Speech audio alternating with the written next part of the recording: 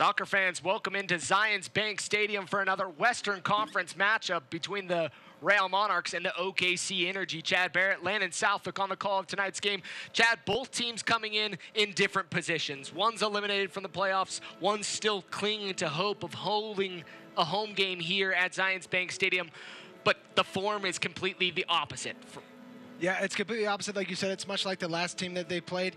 They were all bad out of it, but they came in with that strong fight, and that's exactly what OKC Energy is going to do today. Unfortunate for them, it's kind of the Real Salt Lake syndrome of last year, where they're getting hot at the wrong time.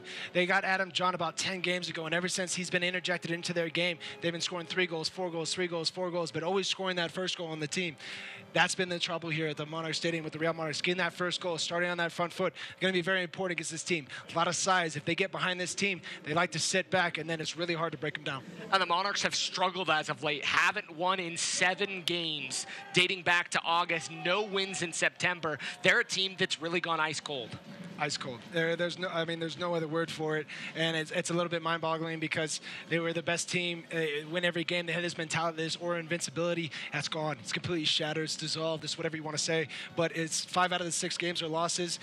Last game they won. They can't even remember. It was so far back. Need a win going into playoffs.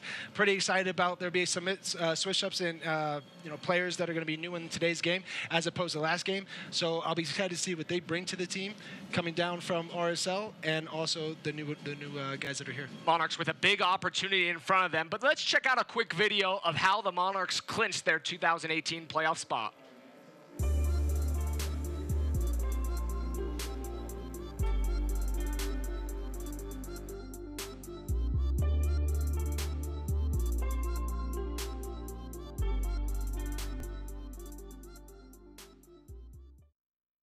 Hey everybody, Taryn Meyer here with RealMonarchs.com. The Monarchs are back here at Zions Bank Stadium to host Oklahoma City Energy FC on Wednesday. Here's what you need to know ahead of kickoff.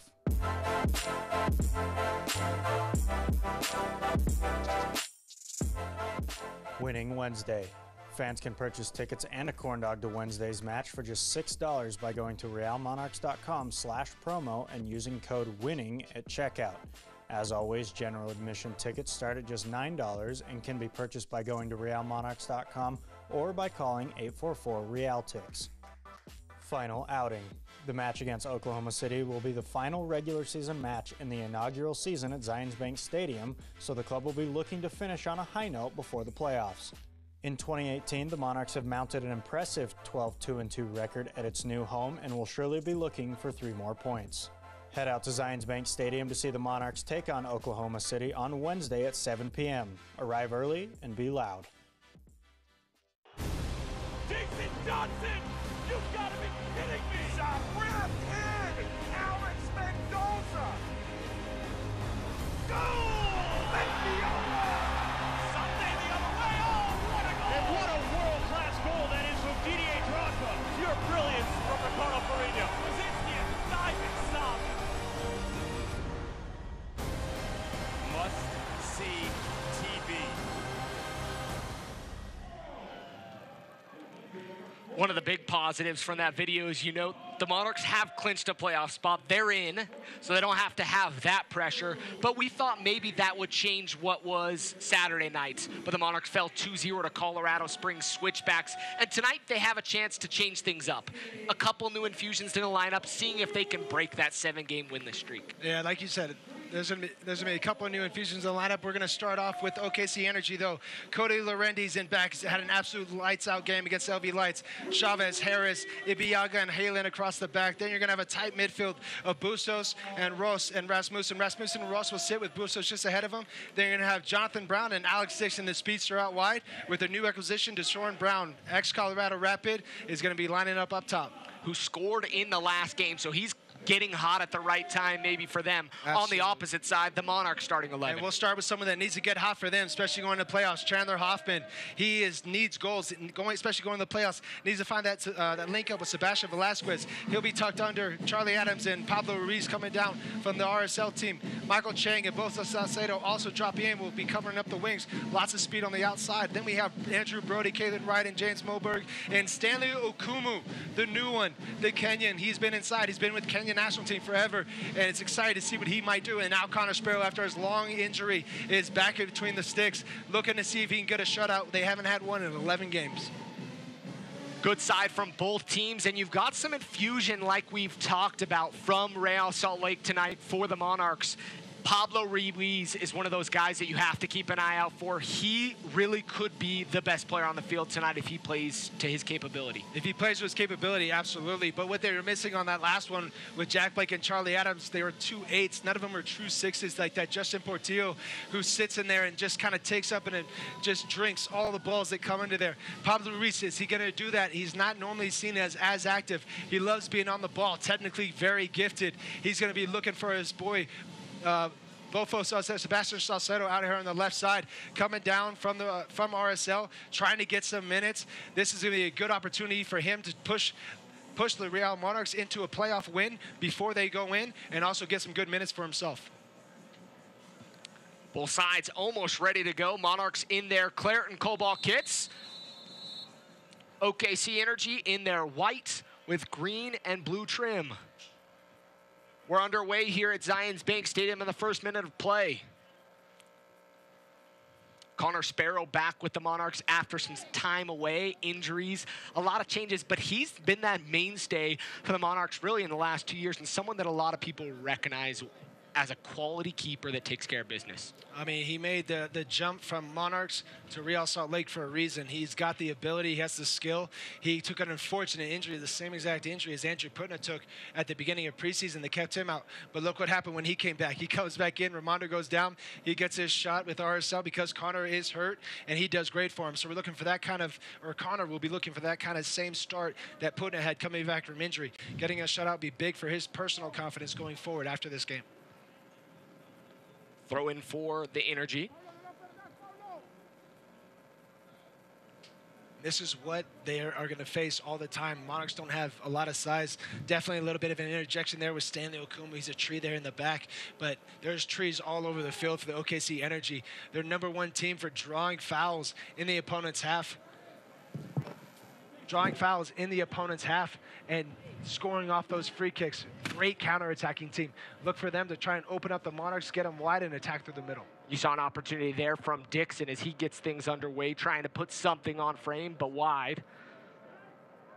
But if you were head coach Steve Cook, that's something you want to see early on, the attacking press that have bugged the Monarchs here at home. Yeah, no, definitely that's been the way to beat the Monarchs is to come at them at home, not to sit back as maybe teams were doing in the beginning, first half of the season. Since the second half of the season has started, they've been really coming at the Real Monarchs, every away team here, and they've gotten good results and played well because of it. Monarchs enter with a 17-11-3 record. OKC Energy with a 12-14-6 record. Bofo in behind, flags down, opportunity, but not on frame. I think everybody thought he might have been off. It almost just happened. I don't think he took a look to see where the keeper was. He takes his run a little bit too inside. That's a link up that we were looking for. The Real Salt Lake link up. As soon as Pablo drops into that 6 and gets it immediately, you see Bofo making a diagonal run, and it's a beautiful ball by Pablo Ruiz. And I really think that Bofo thinks he's going to think that he could probably get to this one in the replay, and if you ask him afterwards, but definitely look for that ball and look for Ibiaga to be more aware of that now. Chavez over to Harris. Harris is a name that many fans might recognize as well here locally. He played with Real Salt Lake and was a guy that was here in the early days. Kind of like I almost played for every team. I think Atiba Harris played every position but goalkeeper in his professional career. And now later on, he's a smart, sophisticated veteran. Get his intelligence back there in the back, get him leading these guys. And that's what they've done, and it's really done well for him. Ball all the way back to Connor Sparrow. Captain Jack. These guys aren't just beating, OKC Energy aren't just beating, the lower teams. They are winning all their games away against the good teams in the league. The LA Galaxies, they had the lead twice on Orange County Soccer Club. Just all these they had the win against LV Lights just on Saturday. So this is a very long road trip for them. look for the Monarchs to try and get up on top of them early and score in the first 15 minutes and get their tired road legs back underneath them. Let them know that this has been a long road trip for them. Larundi coming off a Team of the Week performance, 11 saves, a team record. I think it might have been up between him and Payote for Keeper of the Week for that one. Pawatu was one of those guys that was keeping everything out as you see the officials for tonight's match. Ball wide for the Energy, cut off by Chang. Now the Monarchs will reset it all the way back to the keeper. Brody's going to push wide. You're going to see this a lot. The OKC Energy are not going to step up to the center backs. They're going to let them get it, and they're going to just, hey, go ahead and take this 30 yards, break us down. They get very tight, very compact, make the field very narrow for you to play anything through the middle. They're going to make the Real Monarchs go to the outside all game if they can. Velasquez. This is good for them. They want Sebastian Velasquez to drop and pick up the ball there, get him as far away from their goal as they possibly can. And one of those differences that you thought you'd maybe see with a Pablo Ruiz is Sebastian Velasquez allowing Sebastian Velasquez to sit a little higher. Hasn't done so thus far, but you'd like to see him push a little higher if you're the Monarchs. You know, that could just be him wanting to get on the ball a little bit. Something maybe he didn't get on the ball enough on Saturday night early on. So go ahead, go get back there, get your touches in. As long as there's a good understanding between the three center midfielders that if he checks back, someone has to check forward, their balance will still remain good. Throw in for the Energy. Deshaun Brown checks back deep. He'll win it away from Ryden. But a bad giveaway there to Hoffman. Hoffman was trying to find Velasquez, just wasn't able to get around it and open up his hips, gives it away to Ross. Energy moving forward. Looked like a foul coming, but a tangle up and advantage was played. And as a player, you'd like to see advantages played early on. The game's a lot better when there's flow. And oftentimes what happens is refs get in that way sometimes and start making calls as the Monarchs are going to move forward. Hoffman out wide to Brody. He'll play it in the midfield. Monarchs just outside the area. Velasquez wide to Chang. Chang puts it in the area, headed away, but Monarchs will try to keep it in. To your point there, I thought the referee on the Saturday night did an excellent job of keeping his whistle down and the cards in his pocket. Allowed for a very entertaining, free-flowing game. Bofo inside the area, kicked away by Ibiaga, and it will be the first corner of the night for the Monarchs. Bofo stepping in for Masta Kasher. Sometimes it's a little unfortunate for people like Masta, who had a great game on Saturday, to have to take a seat. But when these players come down from Real Salt Lake, they need minutes, and the coaches understand that. Corner kick coming from Bofo Salcedo. Akomu inside the 6. Ball to the back stick over everybody's head. And Ryden will battle to keep it in. Unable to get there, and it'll be a throw-in for the Energy. Yeah, Bofo, he always tries to hit those ones a little bit too hard, Sebastian Salcedo, so he needs to kind of take a little bit off and give his players a chance. These are set pieces, and you guys have done well. The Monarchs have done well on set pieces thus far this year, so try and find the good runs that have been going and find what's been successful for you. Ball inside the area, shot taken by Velasquez. He really does. It's a snake, isn't it? He just snakes his way through crowds that he just has no meaning. It almost looks like they stopped defending him, waiting for the referee to wonder if he blew his whistle. Look, he comes in here and it just sticks to his feet, and then he just sidestep, and looks like his right foot gave way a little bit there on his shot, unfortunately. But you know, that's just great to see him getting in those positions this early on. He stays on his feet, and that might be a different looking shot. Maybe have some more power on it, but slippery conditions here at Zions Bank Stadium tonight. Rain was last night, all night pretty much. Quite a bit of rain fell, and then today some rain on and off as well. Yep. Beautiful temperature now, 65. Stanley Okuma really testing out his length. Ball flies a little bit differently here than it does anywhere else. He's slowly getting acclimated at it. He's only been back for a week, so still dealing with a little bit of jet lag. He's changed nine time zones over a month and a half, so you know, definitely has to keep an eye on his fitness and see if he can go the whole 90 minutes. Pablo Ruiz inside the center circle, plays it wide to Andrew Brody. Monarchs going to try to go forward. Bofo Salcedo, the Park City native. Velasquez sometimes with that outside of foot gets a little too fancy. Bad giveaway there for the Monarchs. Deshaun Brown's going to go forward. Okomu there to cut it off, and we'll concede the corner. That's something that Stanley Okumo gives them in the back, is a little bit of speed. He's got these long legs, and he might not be the quickest guy because his legs are so long, but once he gets moving, he's really got a nice top speed, and he's going to need that to stay with Deshaun Brown, who's notoriously known for how fast he is and how explosive he is. So definitely look for that matchup. That'll be a key matchup throughout the game. Corner kick coming here. Rasmussen will stand over it. He'll clip it in with his right foot. Great server. He'll be swinging in. On the PK spot, still inside the area. Opportunity! And a big deflection there, as that one had eyes for goal, as Bustos put it up, his foot under it. Sebastian Salcedo is probably going to be thankful to anybody who blocked that shot, because he was the person that was supposed to be getting that great outlet ball here from Connor Sparrow, and they're countering. Monarchs 3v3, numbers coming back from the energy, pushed wide. Hoffman thought Salcedo was making the run up the wing, but he slowed up his run. Really, I think that ball was played into a little too soon. He was more north and south. He's got to make a diagonal run, but had a real long run to try and get up with that after the corner kick. OKC Energy doing great and getting 5 defenders back. That's something that they don't get scored on a lot, is counterattacks. One of the best teams in the league at not conceding on counterattacks. So that really just goes to show, like we said before with Atiba Harris and his leadership, how much of that is a testament to that.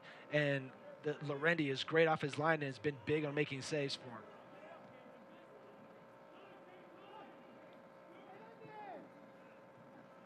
Ryden to Ruiz. I want to give a shout out to Matt Van Okel. I know he's watching. He would be here if he wasn't still recovering from injury. We miss you, big guy, and we hope you recovered well. Wish you could have been here and made the trip out.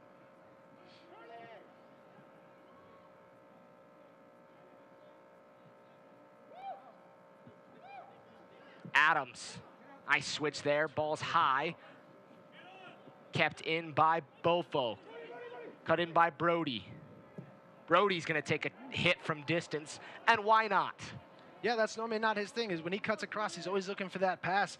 Very unusual to see him pull a trigger there, but he has scored goals this year, and he's a good finisher of the ball and a good soccer player. So I'm sure the players have no problem with him coming in. If he's not going to get any pressure stepped to him directly, maybe next time when he goes across, a defender will have to step to him, and that'll open up some passing lanes and some running lanes for the guys in front of him.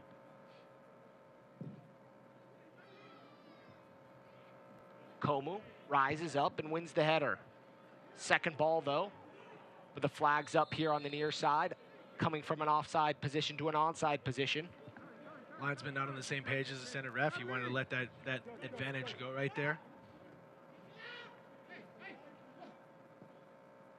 Bofo. The Monarchs pinging it around a little.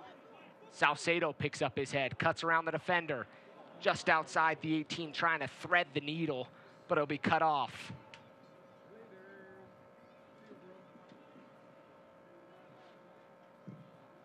Komu doing a good job so far of cleaning everything up in the back, using his height and speed.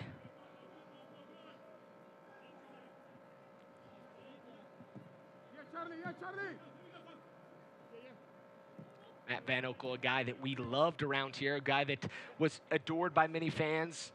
And we can often say, for that beautiful looks. Oh, yeah, the Great American. The Great American Moose. That guy, like I said, he went there. He's great for a locker room. He would be great for this locker room. Even when he's hurt, he still has a good energy about him. I'm sure he's been a great leader for him, good teacher for Lorendi. So, you still have a purpose to do, even when you're hurt. I mean, you have that veteran. Great ball there to Sebastian. Velasquez trying to find his way behind the back line. Good ball there by Salcedo. Select is the official soccer ball of the USL. For the latest Select products and special offers, please visit selectsportsamerica.com. Receive $50 free shipping, receive free shipping on orders over $50. Really got a chess game going here. The teams, not really any good chances. Both teams doing well, getting numbers back. Ball here through. This is what's going to be tough. That skip to get out of bounds does really well to get there. Almost kept in. Almost kept in. Kicked out for a corner kick. Those ones are going to be, like you said, it rained last night. They watered the field before the game. First 15 minutes, you always see people slip a little bit, and you always see that ball run out. But as the half wears on and the field dries out a little bit, look for those balls to stick, and that's when Deshaun Brown becomes dangerous. Dixon becomes dangerous with their speed. Brown with 2 assists on the season. It's a good job on the right side. All rises up, wondering if it took a deflection. No deflection, it'll be a throw-in for Hayland. Has to angle those kicks out there, Connor, because Chang's really the only one. You have to look for where they don't have size. Like I said, they're big through the middle. Lose a little size up top, but you definitely don't want to kick into their center backs. Chandler Hoffman's not good. His game is not winning balls against big center backs. So play it outside, look to bring the second ball down. Ball up over top. Connor Sparrow's off his line. He'll play it out. Not far enough as an on-running Energy player was there. Bustos. But Pablo Ruiz there to clean things up. Got 5-on-5 if you go quick here. Monarchs trying to find the space. To Velasquez inside the center of the pitch, out wide to Chang. Chang picks up his head, finds Ruiz, top of the area. Ruiz takes a shot and a deflection and pushed wide. That's something the Real Monarchs are going to be very thankful for all night. And that's something that OKC Energy is going to have to get real smart to real quick, because you cannot leave Pablo Ruiz outside. He's got just such a sweet left foot, and he strokes it. He hits a nice little worm burner here, takes a deflection. Lorendi looked like it might have been going wide anyway, but does his best just to make sure. As a goalkeeper, it's always better to be on the safe side here. Lorendi did a good job there to make sure that one was away. And as a keeper, that's one of those tough positions. You don't know when it's going to take a deflection. You have to react quickly, and he did a good job to push that one away. Second corner kick of the night coming for the Monarchs.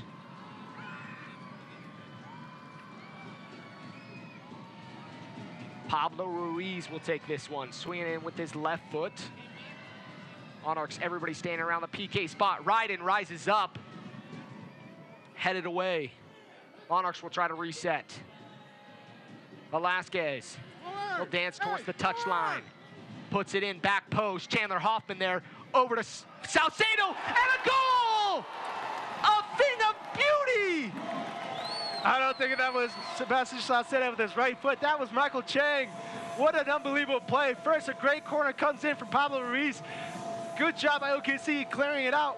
Comes out to the wide. It looks like Sebastian Salcedo saves it from going out, serves the ball back in, and what an unbelievable layoff. First time from Chandler. Takes a 40-yard ball down out of the air and lays it nicely in the air from Michael Chang coming on. And Sebastian Salcedo, little clip here, does well just to get it across. Look at this touch by Chandler Hoffman, like butter. And then he just strokes it into the far post. Just a great, great goal there, from a great team goal from a set piece.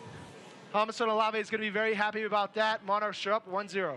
17th minute of play, goal by Bofo Salcedo to put the Monarchs ahead early. And that's what we were saying that they need. That's what they haven't been getting, is that first goal. And coming in now, here comes the next part of it. The old Monarchs, the first half of the year Monarchs, they get that second goal before the half closes out. Biggest thing, though, is in playoffs. You have to learn to win games 1-0. They have to show it up at back, and they have to make sure they stay clean. Another bad turnover from OKC, and they can go forward. Monarchs trying to expose the width so far, going wide to Chang once again. Looking inside, tries to skip it back post to Salcedo. Ibiaga there to cut it off. Yeah, not a bad look there. Sebastian Salcedo doing a good job to pressure it down. Ibiaga doing a good job of not conceding the corner kick after the little bit of a mistouch. Still, thing of beauty from the Monarchs so far as they're up 1-0. Velasquez just outside the 18, dancing, trying to find space, but his pocket picked as he had a player to the ground. Yeah, Chavez doing just enough to put him off that left foot. He's always trying to get on that left foot. And then Ibiaga doing a good job of being in the right place, close enough to his center back where he can pick that ball off.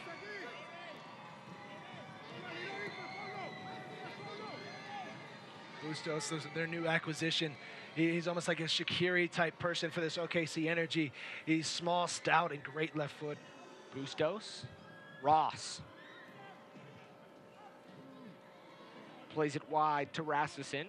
Looking inside to Dixon. He's inside the 18. Nice, tantalizing ball. And pushed out of bounds by Moberg as that one was put inside the 6 beautifully. What a fantastic 8 versus 6 type drill that they just did right there. Brought it in, brought it out, little wall pass with the inside guy or with the outside guy to get him through, and then a very dangerous cross put in. Unfortunate, no dash and runs. That's where Deshaun Brown has to make sure he's either getting to that near post or that far post to reward that beautiful cross, because that's impossible for the keeper, for Connor Sparrow, to even come out and get anything that close. He's looking to make a reaction save or hoping his defense kicks it out. Second corner of the night coming for the Energy. Rasmussen will take it, 3 assists on the season. He'll play it in, nice ball. Sparrow there to punch it away. Nice strong punch from Sparrow. Chavez, the captain. Look how many people are forward for the OKC Energy. Here's the time to break. This, oh, hits him in the face. Nice looking ball there from Hoffman as he tried to play Velasquez wide, but really just didn't get much under it. Hopefully not because he couldn't see it. Sparrow out wide. Sparrow looked like he might have got a touch. Looked like it was outside the area. A card coming. And a yellow card will be shown to Connor Sparrow. He originally pointed to the spot. No, I think he was running towards it, and I think he just pointed. Is he pointing toward the spot, or is he pointing outside the box? Because I think the contact actually happens just outside the box as he takes his touch forward. Right now he's inside the box, Oh, it's right on. I mean, it's really dealer's choice. I can definitely see why the referee might think it's inside the box. Connor Sparrow, not the time he should have stepped. Obviously, it's better to be aggressive in that situation. But Deshaun Brown, that's that speed that we talked about. You just can't underestimate that, and he's trying to make a play. I understand that. Unfortunately, you got to find a way to shepherd him out to the wide there, because now he's going to be up there taking this penalty. Alex Dixon's going to take it. Dixon will face Connor Sparrow from the spot. PK takers are a 4 of 16 against the Monarchs since the start of 2017. We'll see if the magic can continue. And it's always when they come back, or when they integrate a new keeper back into it. Connor's not a new keeper, but this is a new experience for him. Steps up, shot right down the guts, and ties things up. It's a goal for Dixon as we're level here in the 22nd minute of play. The thing that is going to really just piss the Monarchs off, the players that are on the field. Here it is. He makes the keeper go the other way. Nice little tuck into the side. He waited for the keeper to move. Just calmly passes into his power side. I mean, the thing that sucks from that is it was a bad turnover by OKC Energy, and it was a chance to break 4-2. Sebastian Velasquez was looking for Chang out wide. Unfortunately, hits Chandler. Chandler makes an early pass. Then they're out of position. Then they get countered on. And a great ball through for Deshaun Brown, and a little bit of a bad decision from Connor Sparrow to come out. It's a yellow card. He has to be cautious now. 1-1. Didn't look like the most dangerous position. Connor got kind of caught in that no man's land where he had to win it or foul him. After you figure out that he's going to beat you, you have to know that, which way he's going to go. I have to lead him outside. Connor has to know that he has to just kind of shepherd him to the wide as long as he can. He's made the mistake of being out there. You can't foul him. You can't give him that easy shot from the 12. Make him shoot from the outside the box. Moberg trying to get around the defender. Kicked away, and it'll be a throw in for the Monarchs. And it's taken away everything great that they've done. OKC Energy has had a few corner kicks. They had that dangerous ball that went in right before that corner kick, the last corner kick that they had. So they really have to, find a way to get this lead again. Like I said, they wanted to get that 2-0 lead. Now it's a little bit tougher. So, this is the situation they've been finding themselves in a lot, just bleeding goals that they shouldn't be getting scored on. Monarchs give up an important goal here. They were up 1-0.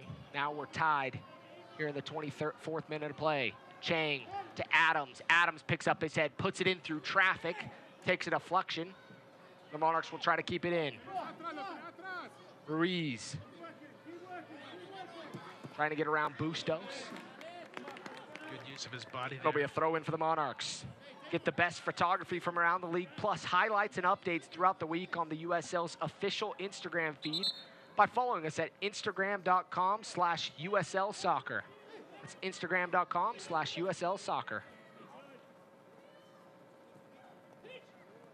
Velasquez. Ibiaga defending him. Trying to find Hoffman. But still kept in by the Monarchs. Salcedo sizes up the defender. He'll take a crack. Really just wasn't able to get around that one, but did have some pace behind it. You can see that that's what OKC Energy is going to give them. They're okay giving them shots from that. They're confident enough in, hey, going to take a shot from 30. They're confident enough in their goalkeeper's ability to make saves from that distance. Even though the Monarchs possess a lot of really great outside shooters, that's definitely a shot, a lower percentage shot that another team would want to give them rather than letting them come into the box. They're really stacking 7 on top of that box every time the Monarchs come forward. Getting them on the counterattack like they should have done right before they got scored on is stuff that they need to look for. Ball out wide. Jonathan Brown trying to find Deshaun Brown. Will be cut off by Chang. The Monarchs are able to clean things up. Salcedo took that one high off his neck, and it will go out for a throw-in. Energy will throw it in just in front of the Monarchs bench. Yeah. Nice ball played there through from Alex Dixon. I mean, not for Alex Dixon, I'm sorry, for John Brown. And he made a great little run, good little cutback, just didn't have enough mustard on it. Deshaun Brown really doing a good job of making sure he's on the inside there for that square ball. He's in a good position, a little bit of a better ball, and he can turn and have a shot. OKC. Possession along the back line. Out wide to Ibiaga. Ruiz tries to cut him off.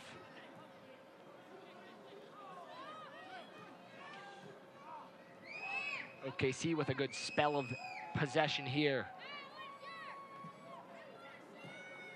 Fans, if you're not following either of the Twitter accounts, had a nice, fun, playful banter between the two sides on Twitter yesterday with the Napoleon Dynamite theme. If you haven't checked it out, I think I missed that too, actually. You got to go check it out. Might have been said that someone could maybe kick it up over the mountain. We'll leave it at that. Vote for Pedro. Out wide to Brody. He'll play it, then make the overlapping run over Salcedo, who likes to cut into his right foot. He plays it in the center of the pitch to Adams. Back out wide for the Monarchs. Monarchs have attacking players inside the 6. Looking back post, headed away. Yeah, need some darting runs, maybe start a little deeper, especially Brody. He likes to get it back on his right foot as opposed to his left foot. So start a little bit deeper, 12 yards out, and make some darting diagonal runs as soon as he looks like he's about ready to serve it. Akomo. Over to Ryden. Off his head. Ryden's touch is a little long, but gets away with it. And needs to be careful on those. Make sure he takes those touch outside. That ball turns over, and he gets them on the wrong side. That's going to be a good ball in there from Stanley Okumo.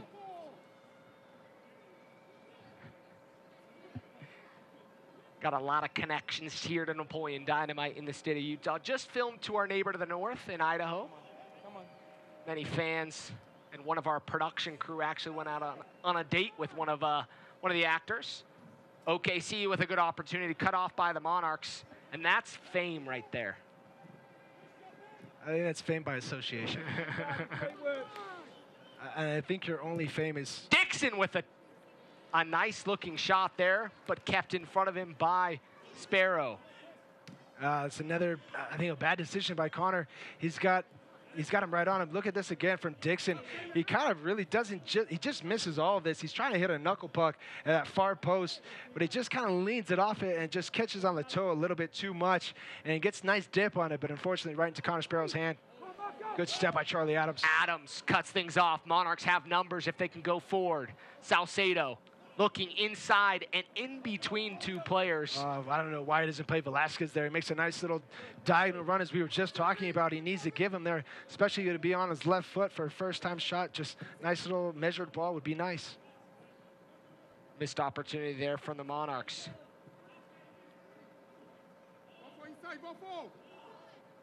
Energy.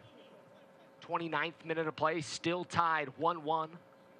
after goals in the 17th and 22nd, as OKC was able to level things up through a PK.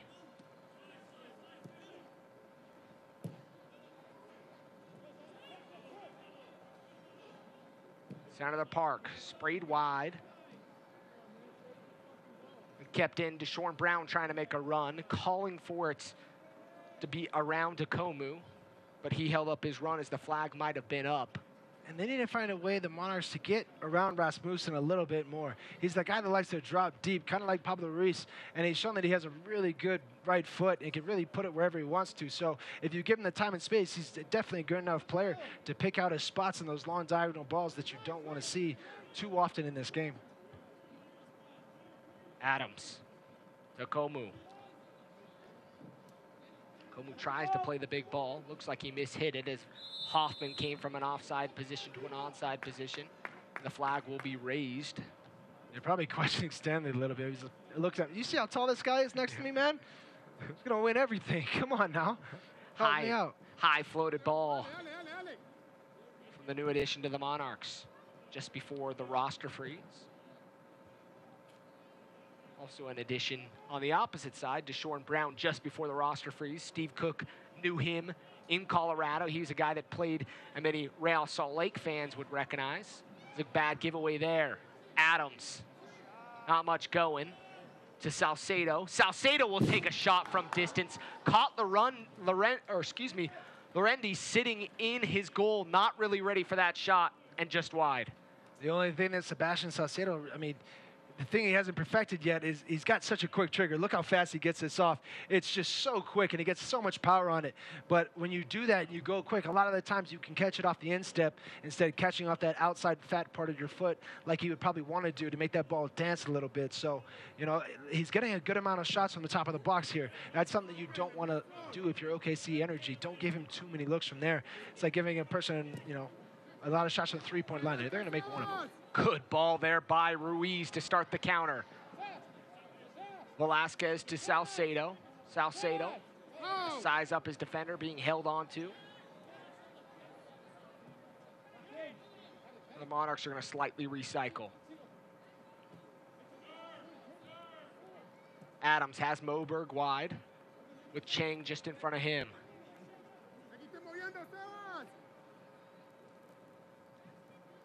Monarchs are trying to open up a little bit of space.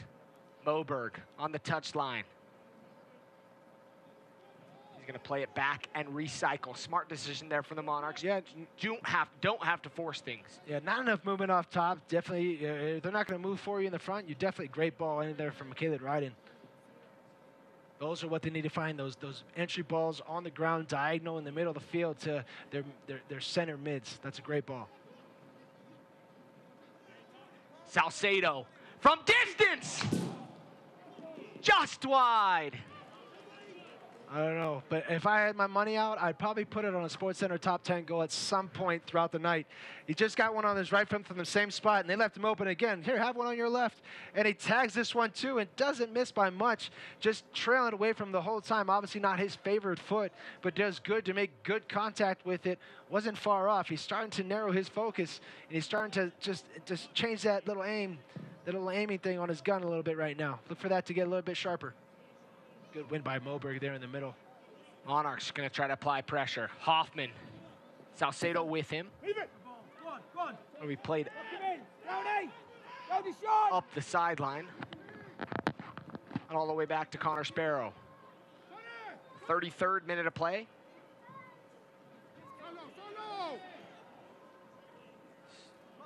Knotted up at one. Velasquez, he'll go forward, dancing at the defense. He'll cut around, trying to find a needle in a haystack. Passing it off to Salcedo, but cut off. That was a good try, good run by Salcedo. Good try by Velasquez to slip him in, and then a good step by Stanley Okumu to keep them in. That's where they've struggled, and that's what OKC Energy is going to be really good at. And they're looking to do. They have so much speed up top that they're looking to break out as quick as they can. So if you can step up into them while their backs are still to your goal, that's more power to you. Salcedo really does look like he's a player that's feeling it, that's found that space. He really does have options and opportunities from the top of the 18. Nothing really inside the box tonight, but just on top of that, on top of the 18, the Monarchs are finding opportunities. Oh, he's such a technically good player with his feet and has such a good shot. You know, obviously, it's probably not, the OKC Energy can't scout for him. They don't know he's going to come down. So, unfortunately for them, these players have to learn on the fly what kind of player Sebastian Salcedo is and how they want to defend him. Watch highlights from every game of the 2018 season and stay up to date with news from across the USL at the league's official Facebook page. That's facebook.com/USL Soccer. Chang out wide. He'll find Velasquez on top of the 18. Velasquez, he'll dance, puts it to his right, punched away. And right back to Velasquez. Clips it in looking for Hoffman. You don't see too many 1-2s, 18-yard 1-2s with the goalkeeper. Salcedo sizes up the defender and put it up over the crossbar. If he kept that on the ground, it probably finds the back of the net. And I tell people that I train to do this all the time, you don't have to drag it to your right, or you don't have to drag it to your left to make that move to your right work. Sometimes that little bit of body lean will do it, and then look at this little flick. Ah, it's so beautiful to watch. That finish, just everything is sailing up over the bar. If I was making him do push-ups for all his misses, he'd have 20 push-ups and sore arms right now, that's for sure. Coach Chad up in the booth. Needs to find a way to really get over top of that ball. You've hit 3-4 that have sailed over the bar. Bring that level down. Take a little bit of power off it. Go for more accuracy on your next shot. Akomu rises up. Brown wins the header. Dixon with it on its foot. He'll play it wide and out in front of the reach. OKC Energy Brown. really finding it hard to combine up top right now, and that, you know, that's all due to the pressure and the organization of the Monarchs defense. So they've done good up until now. That one mistake obviously led to a PK goal. That's unfortunate. So now they need to reward themselves of all this pressure that they have going. Ruiz applies pressure. A little bit frustrated that nobody followed him up there, and rightfully should be. One player goes, you see him, everybody else has to follow. Komu cuts that one off. Headed out of play, and it'll be a throw-in for the Energy. If you're Steve Cook, one of the adjustments that we've seen so far, I think both you and I can identify this, is there's a lot of space on top of the 18 for the Monarchs. Almost too much. A lot of space, not on top of the 18, but 25, 30 yards out. And that's what they're seeding. That's what OKC's Energy is comfortable with seeding to these Monarchs. They want, if you're going to score a goal, it's going to have to be a Sports Center top 10 goal. Lorendi, for all the shots that he's faced, hasn't had to make many saves. That's something the Monarchs have to change, how to make him make saves. Good move there from Biaga, but even better tracking back there from Pablo Ruiz. And he's not happy again with the defending of his teammates. Bustos. Chavez, the captain. Tiba Harris along the back line of the Energy. Out wide to Dixon, the goal scorer. Tiba Harris spent so many of those years playing right wing and right back, left wing, left back. He's probably very happy to be in a center back position now where he doesn't have to run just sprints all game. Looking up over top. Akomu's there to clear it away. Maybe a little communication there from Connor Sparrow between him and Stanley Okumu. Can they have a little bit better communication where that ball's going to bounce in and Connor can then come out and collect it instead of kicking the ball out of bounds for a set piece? OKC Energy possess long throw-ins on both sides from their outside backs, so they need to be wary of that when that happens. Monarchs are going to try to counter. Energy bringing numbers back. Brody will slow things up. Adams to Velasquez. Two around him. He'll back out and get it wide to Moberg. The midfield is just right on top of the defense. Those soft pockets that you always look for Sebastian to pick the ball up and just aren't there. Velasquez tries to cut around the defender. Nice little dance moves there. But every single runner that's in the box is right there in the 5-yard area. They need to find a way to create more space between them. Adams. He'll take a shot. Pushed over the bar. That's maybe, it's easily the 8th, 9th shot that we've seen from outside the box. They're getting a little bit closer, a little bit closer. The only way to do that is move it side to side like they have been doing. Comes inside, he sees going outside first, he sees that little window that he could take, and he just unleashes an absolute thumper. But right at Lorendi, he just makes sure that he's safe, sends it over his bar, no need to catch that. Got to be better from Ross to close down that space. Salcedo puts it in back post, headed down by Ryden and wide of frame. Steve Harris is going to have to be a little bit careful, and I'm sure that the referee's probably saying something to him right now about that shirt pull. As Kalen was going back to head that ball back across the box or on the goal, Steve Harris had a firm, full hand of his shirt, and the referee saw that and mentioned that to him. So he's got to be a little bit careful here in the box. He's going to be looking for that next time. It's just coming back a little bit too far. Maybe Kalen Ryden has to make his run a little bit wider when he comes to that back post. Or Bofo, I mean, obviously Bofo has to change it and make his ball service a little bit better. Everything's just flying high for him right now. Slow moving ball there from Salcedo. And the energy will regain possession. I'm calling this the danger zone. Last 5 minutes of the half, this has been the Monarchs' kryptonite. Can they break this curse and be the better team in the last 5 minutes of the first half going into halftime? Back to Sparrow. He'll look forward, trying to find Velasquez. Harris rose high to win it, but Ruiz keeps it in for the Monarchs. Velasquez, how's Salcedo with him? 40th minute of play. We're all even. Velasquez trying to find a little bit of space. Tries to play it with the outside of his left, just nothing on top of that one. Good two-touch there from Deshaun Brown. That's exactly what you do have to do is at 9. Get the ball into your feet, get it out wide, get forward. Chang gives up the foul. Moberg getting a warning for the after the math stuff. After the math. Not quite add up those two. I wasn't going to say anything. Close, but no cigar.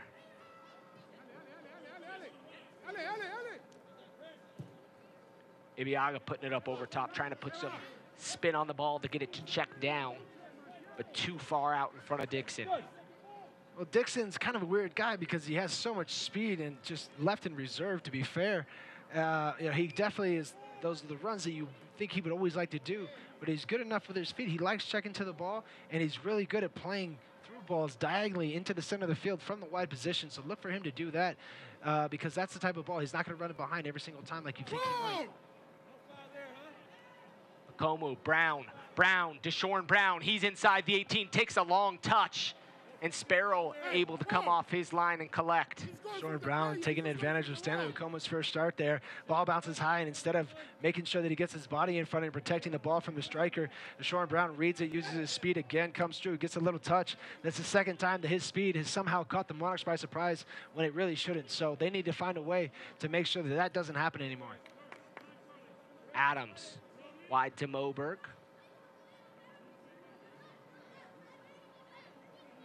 Chang, he'll put it inside the box. Defended away, but not completely. Velasquez on top of the 18. Takes a hit and a deflection. It'll be the fourth corner of the first half for the Monarchs. So in the second half, if you've seen so many times that they've been letting him take shots, wait for that one time that they're going to step and then still look for those darting runs through. Sebastian Salcedo, Michael Chang, Sebastian Velasquez have to be keen to that and look to make also those deep midfielder runs will actually be very good too. Salcedo back post unmarked, but the ball played to the near post and headed away. Been underwhelmed so far with the service from both sides. That needs to get better in the second half for the Real Monarchs. 6 corners in total for both sides together. Monarchs were able to score off one of their set pieces after it was pushed to the opposite side, but not directly off. But that was the first time that they actually put a good ball in at that near post that made them worry about it and they have to clear it. Ryden tries to cut it off. Okomu there to help. Okomu didn't get all of that. It'll be a throw in for the Energy. Bustos.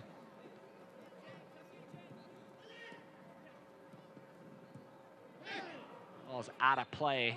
Really hasn't been a whole lot to talk about it in terms of attack for the OKC Energy. Hasn't been a lot of it, but what they have done with it, they've been very effective to this point. Obviously tied it up 1-1, where it has to be, I want to say, at least 12 or 13 shots from the Real Monarchs, and probably 10 of them from outside the box. OKC owns the all-time record over the Monarchs, 4-2-0 against the Monarchs, but the 2 losses for OKC come here in the state of Utah to the Monarchs, who are undefeated against the Energy here at home. First time these 2 sides have met here at Zions Bank Stadium, though. 2 previous meetings at Rio Tinto Stadium. Chang cuts in, taken down, flag up, and whistle blown. Monarchs will go quickly. Salcedo, back to Velasquez. Out wide to Brody. Brody has 1 defender in front of him. He'll try to go towards the line, and he'll win another corner kick. I don't like that. It is 45th minute. You're tired. It's the end of the half. Get some people forward, and this is the time where you can actually get in behind their big guys. They're not lined up on the back, on their post and inside their 6 like they are on this corner kick. They are on top of their 18, and it's a chance for you to make a good run and a good service in behind, and that's something they have. Great service on this team. Just putting one on top of that 12-yard box for one of your big guys, Stanley Ukumu. Okay, then right into finish. Ruiz, he'll play it in back post, up over everybody's head, and the poor service continues from the Monarchs on set pieces as 1 minute of stoppage is announced. Just really not taking advantage of these set pieces at all. Probably have to find stuff that's more to the near post.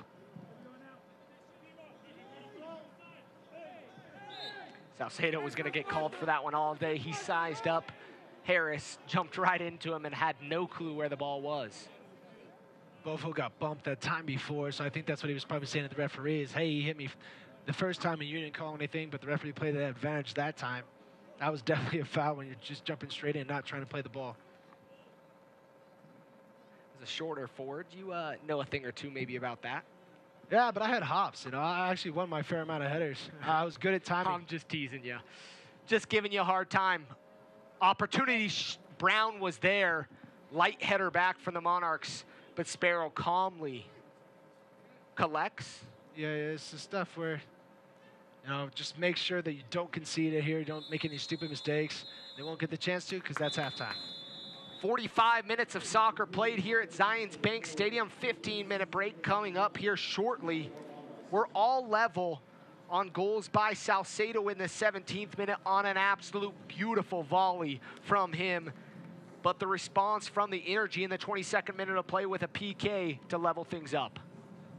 That's what they're going to be looking for. How do we find a way to take our shots a little bit closer to goal? They've gotten a lot of success, 25, 30 yards from goal, but OKC Energy has shown that they're completely content with them taking shots from there. They have trust in their goalkeeper to stop those, so it's going to be a nice little chess match again in the second half. Monarchs going to have to figure things out and see if they can change the narrative that has been here recently for this squad. Not being able to find a victory, not being able to keep a clean sheet. There's been struggles. Yeah, there's been struggles, and but here, you're not losing. You're tied going into the second half. You've had the better of the play going on. Can you continue that into the second half and limit your mistakes that you made in the first half?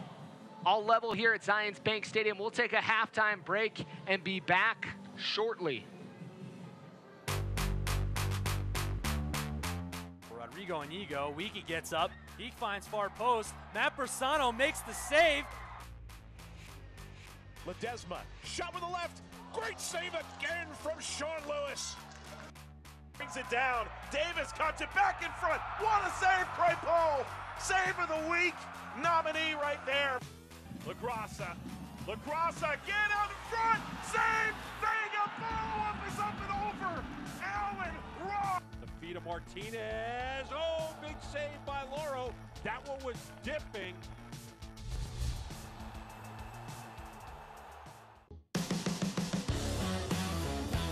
Inside the 18, instead it's Bryant, drilling it home. My goodness, what a finish, young fella. Salgado just dinks it back in.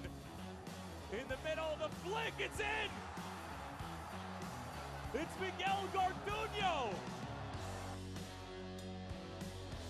Seth Kasipli. And Reno's on the board here in the 12th minute, and Seth Kasipli delivers. Ledesma, the world's his oyster. He'll curl this and put it in! Incredible! Ledesma! Here's Enevoldsen, looking for his second of the night. Thomas Enevoldsen seals the deal for Orange County on the road in Sin City.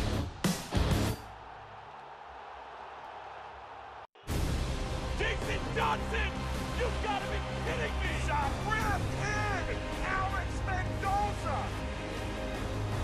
Goal! Mendoza! Sunday the other way, oh, what a goal! And what a world-class goal that is from Didier Drogba. Pure brilliance from Ricardo Pereira. Krasinski, diving stop. Must-see TV.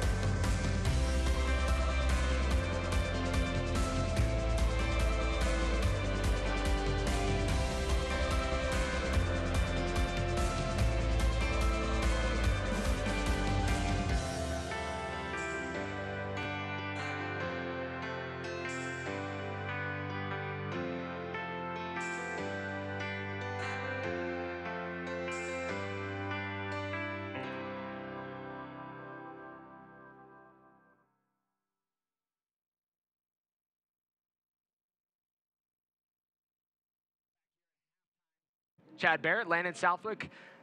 Chad, we don't get to talk about this enough, but the Monarchs really, over the last 2 years, have been one of the most successful clubs in the USL. Last year, capturing the regular season championship. This year, on the course to do so until late August.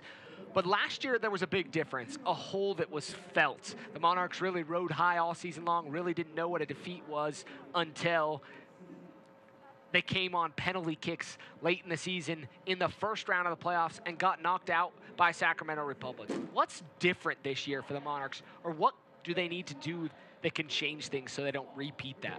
Well, the difference last year is I feel like Nick Beasler was the big X factor for me last year. He was their Iron Man. He was their captain, their vocal leader, their on-the-field leader, the guy that really never missed a game. And then towards the end of last year, he started getting called up, and they started playing players because they already had the Supporters Shield wrapped up. Kind of a little bit late on, guys and they started taking some results that they didn't really want to be taking, and that led to a bad playoff performance. Now they're still having all the same players that they don't have anybody missing, but there's not that Nick Beasler, that X factor, that person that just grabs everybody together and says, when everything starts falling, the dominoes start falling around everybody, just, hey, what's going on? Let's find our game here. What's going on? And that's what they need. Whether it comes from the coaching staff, it can't always come from them. It's you on the field. They can only do so much, but that 90 minutes, you have to find a way as men and as a team to figure it out. And the Monarchs really have to figure something out. You know, their Iron Man, the guy that was kind of that Nick Beasler form this year, Justin Portillo, broke his arm. Hasn't featured in the last game or tonight. Isn't even in the 18, was questionable for tonight. He could be that guy, but he's out injured. Who is that guy that can step up and make a difference for the Monarchs to see if they can change things up? I mean, at this point, they're not even guaranteed a home playoff game. So at this point, they're still battling to get a game back here at Zions Bank Stadium. They might even have to go on the road. And they don't know how hard that is, and they don't know how hard it would have been or how easy it would have been to have a home field advantage because they lost that in the very first game of the playoffs last year. So they don't have a whole lot of playoff experience on this team. Players that know what it takes to get to that next level to win a championship. This USL championship was theirs for the taking. The supporters shield was theirs for the taking. What happened, it's really kind of a mystery to me, to you as well. It's the same team. They play a lot of the same things, but it seems like teams are figuring out what the Monarchs are good at and what they're not. They're a great possession team. They're always going to outpossess the other team. The problem is they can't get that ball inside and they can't flood the box with numbers. And the Monarchs have really faced some trials, some challenges. The Mark Briggs situation, other coaching changes. Danny Cruz left to go coach with Louisville City. There's changes that are happening, and that could affect the guys. All at the same time, Sebastian Velasquez was injured. There were some issues in the locker room, I think, in and out at times. And I think some of that's natural. You're always going to have some player stuff going on in locker rooms, players leaving. Coaches leaving is a little bit different. So that may be some of the trials, but they really just laid an egg in the month of September. But there's a way that you can address that. You can either say, all these things are happening, and I'm just gonna go. I'm just gonna go with it. And this chip's falling. I'm just gonna fall with this chip. I'm not gonna. Who's gonna bring that guy that's gonna be in the pillar that people can stand around and can really build something around and use motivation? Whether it just comes from other coaches, from just speaking to these guys, but the onus falls to the players when it comes to that because of so many coaching changes. It's kind of hard for them to take on all the roles of the previous coaches without missing a little bit something that has to do with player personnel and player how they're feeling. It's a crazy game, but it's something that it's all on the players because in the end they're the ones that has to get the results. And one of the things that you would hope to see is guys like Sebastian Velasquez, Chandler Hoffman is another one wearing the captain's armband. You'd hope they would step up. You would hope they would be the guy to say, I'm going to take this team and we're going to run with it. Chandler Hoffman, for example, has already signed. This is his final season. This could be his final match here at Zions Bank Stadium. Can he be the guy? He has been the guy in the past. He's been capable of scoring goals. Can he be the game changer? Well, that's another thing that kind of goes into the locker room, right? Because you have your leading goal scorer and your captain has already committed his future to somewhere else, and that's the nature of the beast. That's the way of the business, and you don't think badly about him, but at the same time, how committed is he to here? That's what he has to prove to his teammates, and he's done it time and time and time again. Do it now. Lead them now. Take them somewhere special now before you leave. Make that your challenge. And he's capable. He's a guy that's capable of scoring goals in bunches. He's the second leading scorer in USL history, trying to cement his name as the leading all-time scorer in the USL. Now's the time to do it, and that really is his challenge tonight, wearing the captain's armband. We're going to throw it over to some highlights right now. We'll check out what happened in the first half. Here it is, Sebastian Salcedo. This is the goal as it breaks down from a corner kick. Great little layoff here, and just first time for Michael Chang through traffic with his right foot, reaching out a little bit. Oh, I'm sorry, Sebastian Salcedo, and it's an unbelievable goal. It's the only one he's kept underneath the bar, but it was a tremendous finish. Look for him to get in those spots. This is exactly what he need to do. Get to the byline, get somebody to cross it back. I mean, the touches, you can't get much better than that, and the finish is just fantastic. But that lead didn't last long, as we'll see here in the next clip. Only about 3 or 4 minutes. A counterattack that was going one way ends up going the other way, and it ends up turning terrible for Connor Sparrow, who's on his first game back after being off for some time. And it's just a little bit unlucky for him as we take a look at this last Sebastian angle. And here's Connor Sparrow. Just shepherd him wide. That's all he has to do. All his speed is taking him outside. Deshaun Brown does a great job of beating Connor Sparrow to the ball and then taking that touch out wide. And then he's doing only one thing after that, taking it down. Then Alex Dixon steps up. He's been so good for him this entire year. Just as cool as you like. Just slots it into that bottom corner. And then here's just a flurry of chances. This is exactly the Sebastian Salcedo, Charlie Adams, Sebastian Velasquez. They've all had chances. Pablo Ruiz from outside the box, right and left foot. Everything's been going straight up the middle. Can they get darting runs in behind? Can Bofo, Michael Chang stay off that guy just a little bit? Chandler Hoffman out here to Salcedo. Watch this little lift. Move inside. Quick trigger. Like we said, not a faster trigger on this field than Bofo Salcedo. Here's Charlie Adams. Looking like he's going to play it out wide. Cracks his shot. Lorendi, one of the few that actually makes it on frame to his net, and he makes a save. We'll check out the stats from the first half. Both with a goal as we're even here at the half. Monarchs with the lion's share of the shots, 13-5. Possession pretty even at 50. Offsides, both one, and the only yellow card of the match shown to Connor Sparrow. Pretty even on statistics for the most part. The big difference is the shots.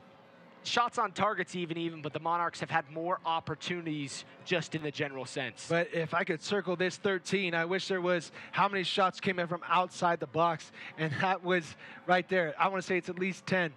The one thing that OKC Energy is good at is scoring in the box, transition, counterattacking. As this game wanes on, Real Monarchs will push more guys forward, leaving them more exposed at the back, and getting that goal early is going to be vital to them because that'll make them be able to sit back instead of getting stretched out by chasing a win. OKC Energy is going to be completely content with a tie. If they can come out with a win off a counterattack strike late on in this game, that's just great. Second half underway in moments here at Zions Bank Stadium. Corn dog night. What am I doing in here? We're trying to find the corn dog. I thought we got free corn dogs by doing this job. They're paying us wrong. Chad wants payment in corn dogs. My waistline can't take it after retirement, so it's probably best that the corn dogs stay in the corn dog stands or in the fans' hands. Looks like there are no changes from either side here at the half. And like we said, it's been one-way traffic. Real Monarchs have had all the possession, all the chances, but it hasn't taken much for the OKC Energy to respond. And when they respond with speed. And that's the thing that they're going to have to keep an eye out for. As Moberg gets forward, as Andrew Brody gets forward, it's going to be all about the opposite winger, the opposite back, or the center mids, making sure that they have balance going forward. Stanley Okumu is a new guy in that defense, not going to be talking a lot. The offside trap's not going to be there. Track runners, make sure they don't get in behind you. Both teams with some options on the bench. So we'll get to those substitutions here shortly. And if you're OKC Energy, just keep probably doing what you're doing. You're coming back, you're comfortable sitting here, you're comfortable giving them shots from 30 yards out. I don't advise you do that for too much longer, or you need to have somebody step to them, put a little bit of pressure. They've had too many open looks from outside. It's one thing that's contested, it's completely other animal if it's just completely open, especially with Sebastian Salcedo, Charlie Adams, Sebastian Velasquez. Those guys on the field, very dangerous. You don't want to give a guy like Sebastian Salcedo too many opportunities. He showed he's top class with the goal he scored in the first half. Shorn Brown flicks it back to his teammate. Hayland. Back to Chavez. Along the back line to Biaga on the wide right. OKC Energy moving from north to south or right to left across your TV screen. Hayland looks up, trying to find the run up over top. Brown, Jonathan Brown. Plays it inside to Deshaun Brown. Behind the, and a shot up over and wide. Really didn't get much of that one. Nice little half chance created there by OKC Energy. As soon as Highland gets this ball with space, there was no hesitation from John Brown. He makes a run. He turns his back to Highland, and he just starts going. Highland plays a great ball in behind. Nice little cut back to Deshaun Brown. Takes a great first touch and just too aggressive with his shot. Too much power. Fans it to the left. And Akomu was kind of aggressive in that situation, but maybe caught Deshaun Brown a little off and pushed him out of frame. Those are the things he needs to have his body position a little bit different, because he needs to be able to see that forward coming across. He's just, if that forward's inside the box and he takes a good touch like that, you could stick a leg out and you could just accidentally trip him, and that's another penalty kick. One's been called. You're definitely capable of calling a second. You're giving him a goal tonight. Don't give him another one if you're the Real Monarchs. Bad ball there from Ruiz. Be intercepted by the Energy. Rasmussen, 3 goals, 3 assists on the season. Inside the center of the pitch. Adams, he'll cut forward. Finds Salcedo. To Velasquez, out wide to Chang. Chang quickly trying to find Salcedo! Goal! Salcedo with the brace! Woo, that's some fire right there. Look at that ball movement. That was so impressive. As it comes in, it goes from left all the way out here to right, and then Michael Chang with an unbelievable ball into the middle. A great darting near post run by Chandler Hoffman opens up the space for Sebastian Salcedo, or Velasquez, I'm sorry, to come inside, and it just sits perfectly, bounces one time onto his left foot, and he just opens up his hips and puts it right to the right of a diving Cody Lorendi. You gotta love that. Look at this. Puts it out wide. Chandler Hoffman wants that ball near. He's wide open. Draws that defender and leaves Sebastian Velasquez wide open, and he doesn't miss from there. What a great finish, a great team goal from the Real Monarchs to put themselves up 2-1 again. Just great. I mean, that's not an easy shot, and especially the velocity that it's coming in with from Michael Chang. He plays this first time, and that ball's skipping, but it's such a great ball. There's no height to it. It has a true bounce. Sebastian Velasquez can read it, and he tucks it in nice. That's how you open up the defense. Swing it from one side to the other, back in. Great near post run by Chandler Hoffman, as we said. Sebastian Velasquez does the rest. Chang with his 9th assists on the season. Salcedo with his 3rd goal. 2 tonight for the Monarchs. Sitting on the brace, trying to find that all-elusive hat trick that the Monarchs have never seen. Can he be the guy tonight? Boberg. Ruiz, ball out in front. And an opportunity here for the Energy. But Bustos tries to put it in back. Looked like he was trying to bend it into the run of Deshaun Brown, but really was just hit straight across. And this is exactly what we said the Monarchs need to do. They need to get that 2-1 lead early. But now it's the next 5 minutes. Can we not get scored on for the next 5 minutes? Let the game settle back down. Go ahead and just use your possession. You can already see OKC Energy have stepped up their line. This is great. This is exactly what the Real Monarchs need. Probably not that long ball, though. They got to find a way to Moberg has to find a way to find a better option, maybe better movement, a little bit too stagnant in front of him. That's something he has to say to his teammates after the fact. Something that's worked tonight for the Monarchs is getting the ball wide, finding the wide space. Chang got the assist on the last goal, the first goal, Hoffman, and he was wide of the PK spot and able to play it back inside. But this is where they've had trouble as the second half has waned on, as the game is, whether it's them getting tired of them just not having the mentality or the mentality that they're going to get scored on all the time. Who knows what they're thinking individually, but as a team, they need to make sure that they keep their same game plan. They need to get the 3rd goal, not worry about conceding a 2nd. Monarchs are going to push forward. Chang sizes up the defender, gets around to Velasquez. Velasquez no one home. He'll dance away. The Monarchs will get it along their back line. And as you switch that field in the back, if it's a good switch, look how much time Kaden Ryden has and Stanley Okuma will have going forward. They allow those center backs to really dribble forward and just kind of make them become a player a little bit. And that's not a good thing for him because Kaden Ryden can definitely play. Velasquez dances around to the defender. Ross, he's just outside the PK spot, or excuse me, the area. Puts it up and over with another shot for the Monarchs. Just really never had it on frame. Yeah, hard there with so many people there for Chandler to find an alley for Sebastian Velasquez to be able to sleep him in, but that's exactly what he's looking for. Or maybe a 1-2 at the top of the box, some kind of interchange. But there's just so many players packed in, it's making their partnership and their ability to team up very hard. Chang, the all-time leader in assists in the USL with 31 in his career.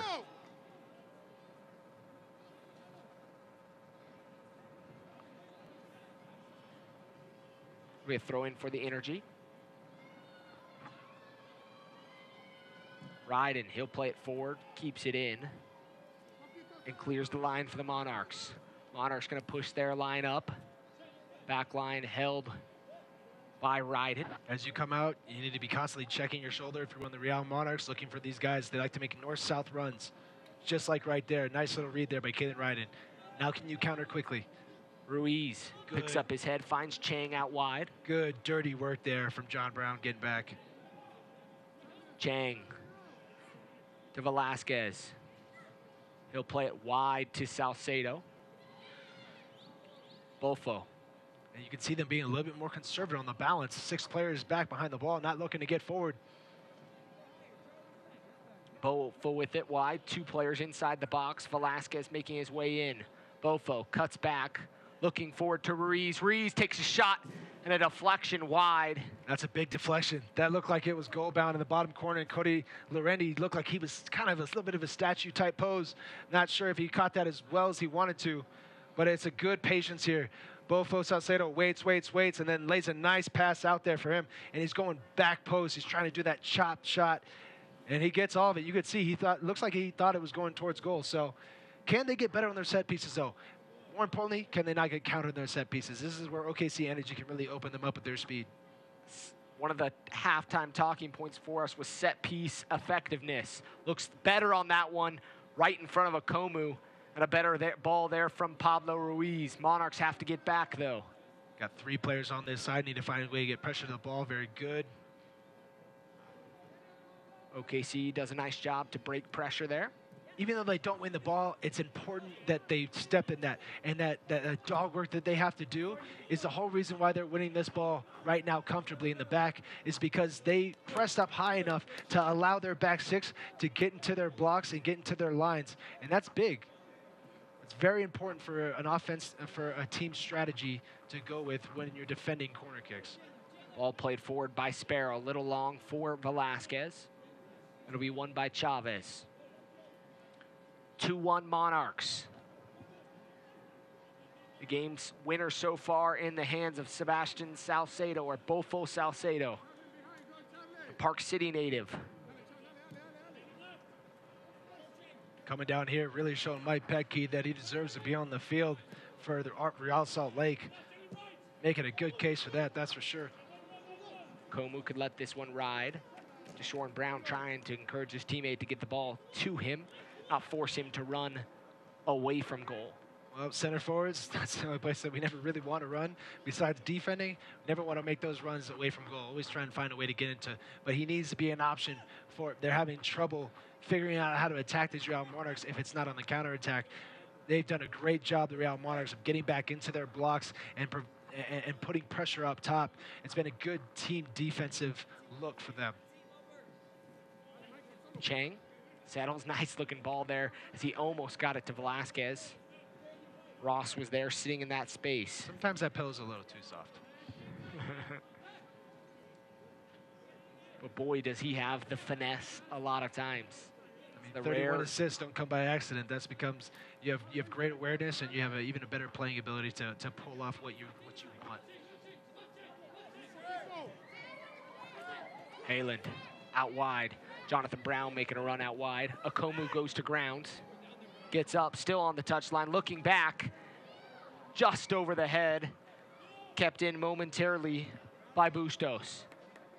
Terrific job there by John Brown to, 1, get to that ball first, 2, avoid the contact, and 3, serving a great ball that looked like it could have been run up to by the right mid. I think it was Bustos that was in that, and it just bounces too high for him. But you got to come into those and find a way to take that off the cross, because it was over the head of the defender, and it was a great ball. What are they throwing for the Monarchs? The USL made history this past weekend as the league passed 2.5 million in total attendance for 2018. Thank you to all the fans who made this the highest attended lower division season in North America soccer history. 2.5 million fans. Hats off to you guys. That's amazing. Anybody listening in, just all the plaudits go your way. You guys are what make this fun. You guys are what make this league possible by your attendance and showing up here. I mean, the players, the coaches, the organizations can't thank you guys enough. We hope you guys continue to grow those numbers and support the USL because it's a great league. And this league is growing. I mean, it's one thing that we've talked about, the rebrand. You know, all that's changing in this league, attendance is on the rise. That number seems to be a record every time we talk about it. And it's awesome because these players deserve it. These players are professionals. They're doing something that is phenomenal. And some of these guys you're going to see continue to grow and move up the ranks. And with this Generation X, they're starting to have kids, and everybody wants to put their kids into soccer.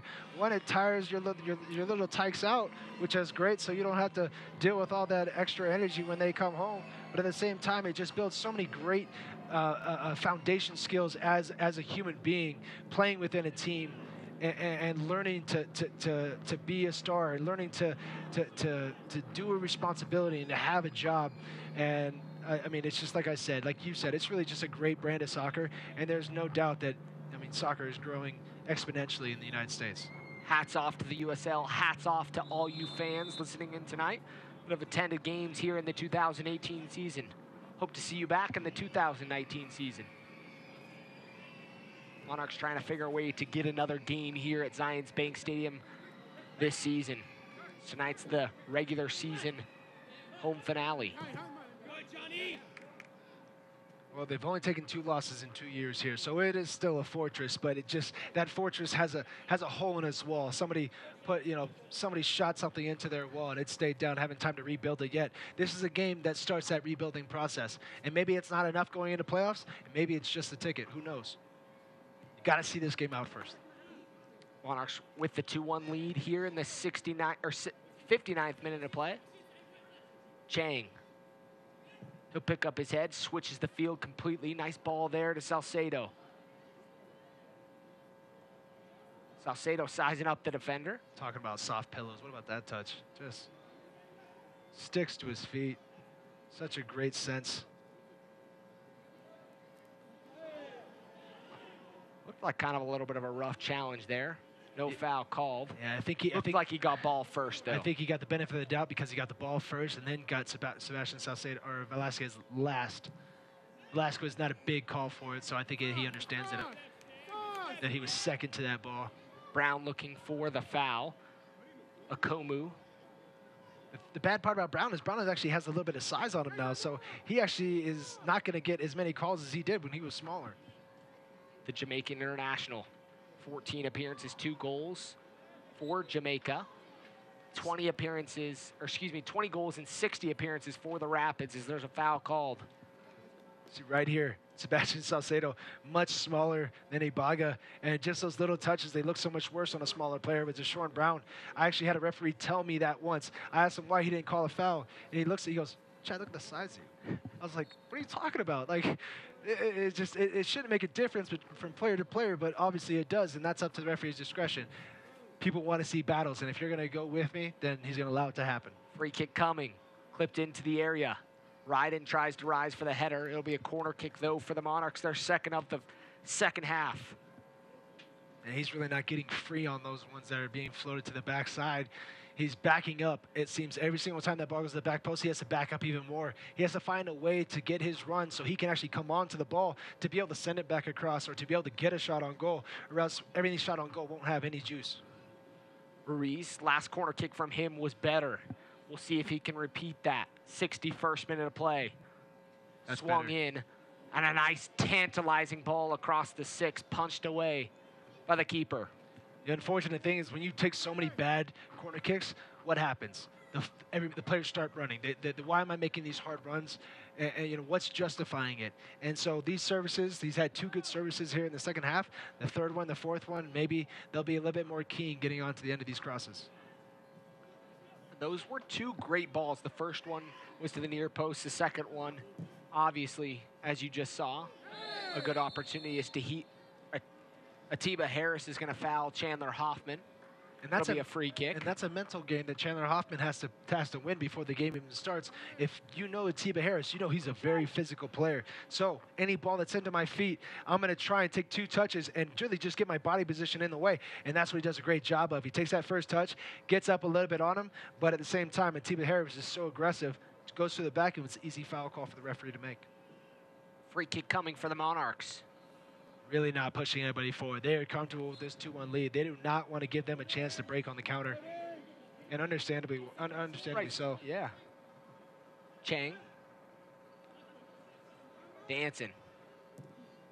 He'll play it back to Okomu. Big switch there from Okomu. Brought down by Brody. Starting to get his distances down a little bit better. The flight with the altitude. It is a Delta hub here. He's going to have to figure out the air. Very interesting ball there. Kind of dangerous there from Sebastian Salcedo. Calmly collected by Moberg, and Stanley doing a good job opening up space.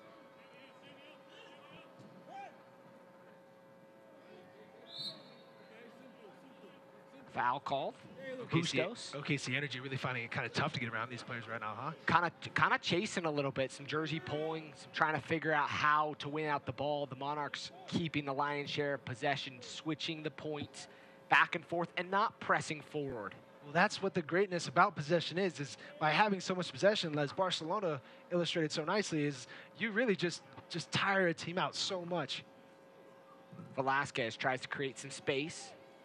And takes a deflection off Brown. And that's what you do once you start getting tired. You start grabbing, you start doing lazy defending, and they're going to get chances in the half, but they need their chance to be closer to the 18-yard box because they're obviously not going to be throwing players forward. The house is not on fire yet for OKC. Still plenty of time to see if they can find the equalizer. Most dangerous lead in soccer, 2-1 is the least safest lead there is.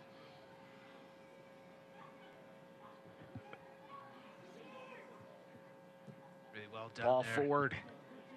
Halen making a nice run forward. Big touch there from him. Gets it towards the touchline. Inside the 6. Had Dixon open, just overshot him. And a big opportunity there for the Energy. Stanley Okumu a little let off the hook there. Got too far in front of that near post. Needs to stay on his man. If that's a little bit better ball, it doesn't sail. Probably the altitude, it probably comes down. Deshaun Brown does a great job getting that ball out to him. Okumu's got to be very, that's something Connor Sparrow needs to say to him. Next time you need to be on your man. Big opportunity there for the Energy, missed. As Halen did a good job getting forward, bursting with speed into that turf in front of him. Getting a nice ball inside the box, just a little too high though for Dixon. And that was the first time that Highland's been able to get forward this entire half. So that's really, that speaks to the good team defense and the strategy that Hamaso Olave put into place for this game 20 minutes in the second half. And that's the first time the left back's getting forward. Great turn by Dixon. Dixon around Moberg. Okomu's there. And Okomu's going to see it back towards the keeper. Big touch there by Dixon. Okomu's down though. Oh, cramps. That's, yeah, we wondered how long he'd be able to go. And, you know, 60-minute mark, 70-minute mark, that's when it starts to get tough. Hamaso Olave has to be smart here, though, because you don't want him chasing one of these fast forwards back and cramping up and having to go down then. So this is going to be how much trust and how much understanding do these two, Hamaso Olave and them. If nothing else, let him sit down, let him get some water, and then see if he can still go. Defenders on the bench. Conrad Plua really is your main option there. And your only option defensively. You could make some slight adjustments if you needed to push Moberg in and drop one of your wings down as your outside back. Yeah, but Chang and Bofo, you don't really trust them to want to defend. Those are the guys that want to go forward. Conrad Plua looks to be the guy that's going to be coming on. Get an inside look at life on and off the field from a player's perspective every Wednesday evening in the latest edition of From the Pitch on USLsoccer.com. That's today, From the Pitch. Komu's up, and I definitely think you hit the nail on the head, Chad. Cramps. Not enough time to get acclimated, start drinking that pickle juice. Well, he's only been in town for a week, so they say they normally needs 2 to 3 days acclimation for each time zone that you pass over. So if you go by that model, then he needs 2 weeks to really kind of get back into his regular sleeping patterns, his eating patterns, all that type stuff. That all factors in. That's one of the hard things about the USL and the MLS is the amount of distance you have to travel to the games, whether in the air or by bus. Ruiz is going to slide in alongside Ryden momentarily. Moberg cuts that one off. Komu still off the pitch. Plua's got his jersey on, getting a few more minutes of repetition. Adams goes forward. Komu back on the pitch, ball inside the box. Hoffman was making a run. That can happen when you give a player, especially with both of Salcedo's technical ability, that much time to play a ball in. He makes eye contact with Chandler Hoffman. He's able to make a good run in to get onside, and that ball's not far off, but good step out there from Cody Lorendi to get rid of any danger. Long touch. Komu will play it back to Sparrow. Sparrow takes a couple touches and will play it forward. Trying to find Salcedo. Looked like he was a little rushed there. Took him maybe another touch than he would have liked. That's one of the best things that's gotten better about Connor Sparrow throughout his career here at RSL is his touch and is confident with his feet, and it's much better. Obviously, that's not a good ball he played out there, but the improvements that he's made under the tutelage of especially Nick Romano, he sees him on a daily basis, and you see it on the weekends, him just put his feet on display, and the kind of the way he can unleash a team going forward from a defensive stand is just so impressive. It's so important to the way Real Salt Lake plays. That's where Connor wants to be for the Real Monarchs. Monarchs keepers have always done a pretty good job of being capable with their feet. And Nick Romano is just that great example. And a lot of these guys have had an opportunity to train with him, get time with him, even in the preseason, to figure out how they can make sure they're capable with their feet. Well, that's something I've told Andrew Putin and Jake Leaker. Sometimes the difference between a third-string keeper and a second-string keeper is how he does with his feet. The difference between $50,000 and $100,000 is what you can do with your feet. Make that part of your game. Whatever you have, whatever you're a little bit weak at, make it stronger. And whatever you're good at, make it great. You want to be able to yell, "Show me the money." Jerry McGuire. Oh, man, what a great reference. Cuba Gooding Jr. Probably one of my favorite, top 10 actors probably in the 90s. But if you could see us, we'd stand on the table and yell it. But we'll refrain. Free kick coming from the Energy as you see Ryden go to ground. Looks like he caught him on the follow-through. Yeah, catching him on the follow-through. Again, Kalen Ryden a little bit perplexed about how this foul was called. This is a big opportunity for OKC Energy. As I said, they have the size on the Monarchs. Monarchs will have to stay tight to their men. They haven't been good at defending crosses. There haven't been many of them, but they've been leaving marks open. Make sure that you take care of your guy. Take care of your guy, and you should not get scored on. Two-man wall. Rasmussen will stand over it. He's been serving in some good balls tonight. Not any from this side yet, so we'll see if they go near or far post. They like to tend to go near in that little penalty spot. Swinging it with his right foot. Be aware. Monarchs with all 11 inside the box. Also, keep your eye out here on Dixon for maybe a little trick play. This is a guy, one of their best goal scorers on the team. He can really hit it, so not sure what the referees are discussing here. Probably going to be an ejection from the bench, maybe. Hopefully they're talking to.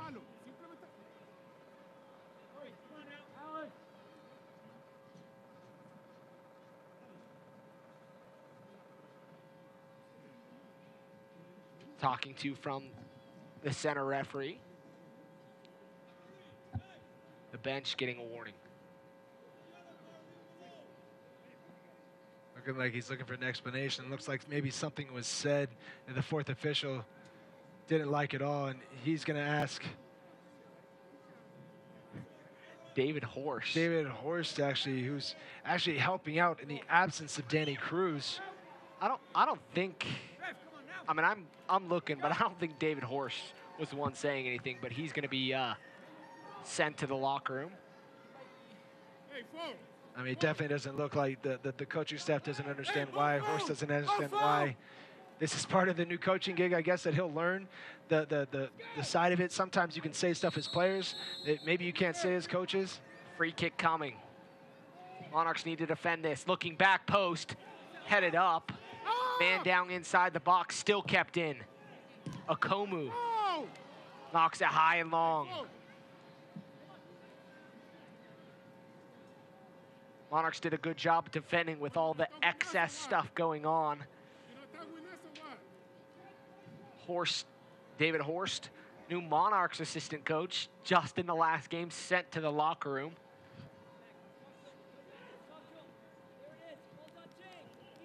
Not sure if he's going to hit the showers, but he'll get an opportunity to be in the locker room here in the 72nd. I don't think he needs a shower. You know, you have to sweat to take a shower, but, you know, his second game on the sidelines, obviously he's doing this to help out. I'm sure that they love his service and what he's been doing there for the club.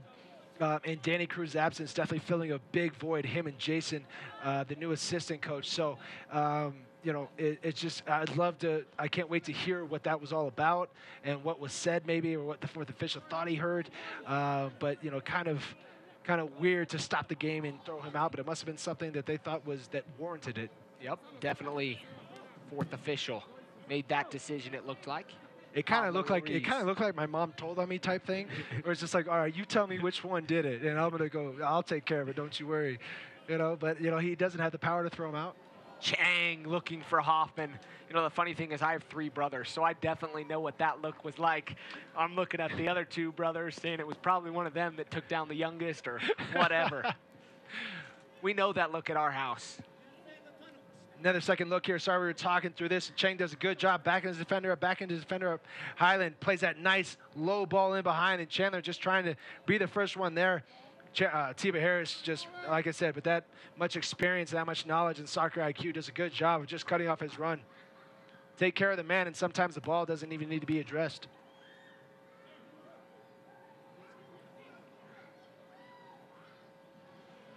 Ruiz trying to apply pressure.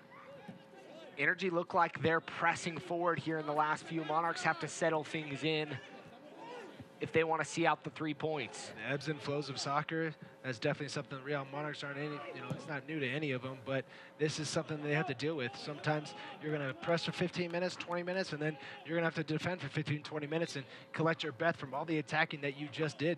So now here comes the really important time, the last 15, 20 minutes of a game. This is when you need to make sure you don't give up another goal, and you're safer and more balanced on defense and a little bit less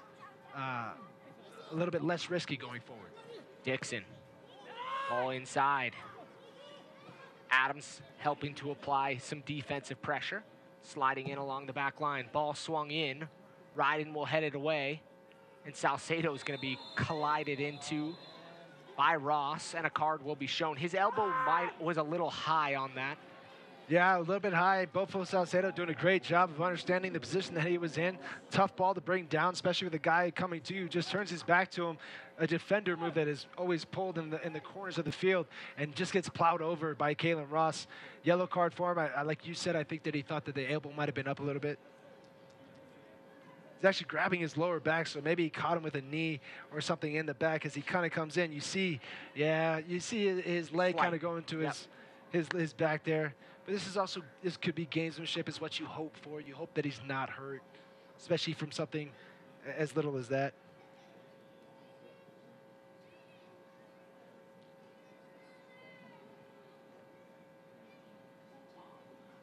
Take a quick moment as Salcedo's getting up. Subs still warming up for both sides. We're still waiting to see our first substitution in the match from either side.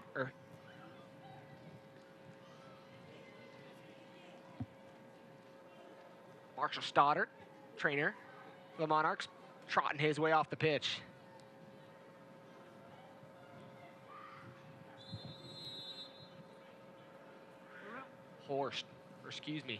Ryden.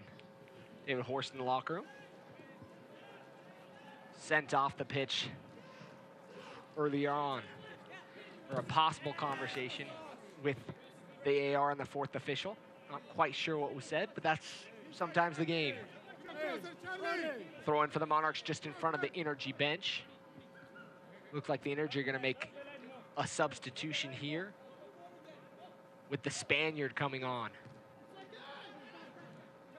Hoffman, nice touch there. That's what they Finds need from Velasquez. Hoffman. Right there is bringing that ball down and connecting.